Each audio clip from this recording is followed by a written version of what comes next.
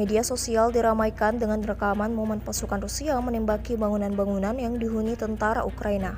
Pasukan Rusia menembak menggunakan artileri dan sejumlah amunisi lainnya. Drone merekam ledakan demi ledakan hingga kepulan asap yang membumbung tinggi di setiap gedung. Rekamannya beredar di Telegram pada Rabu 25 September 2024. Dalam keterangan unggahan disebutkan militer Rusia secara metodis menekan titik tembak tentara Ukraina di reruntuhan gedung-gedung tinggi di Ugledar di arah selatan Donetsk.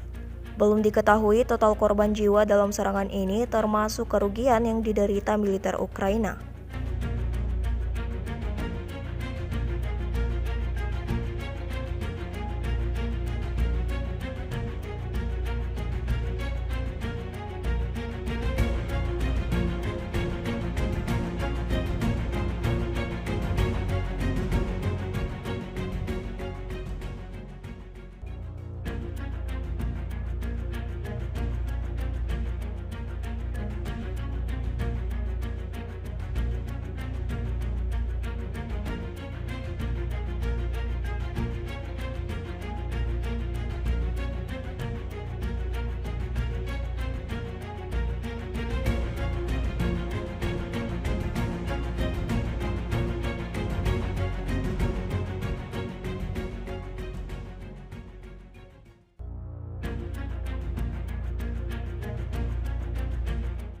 Download Tribun X sekarang, menghadirkan lokal menjadi Indonesia.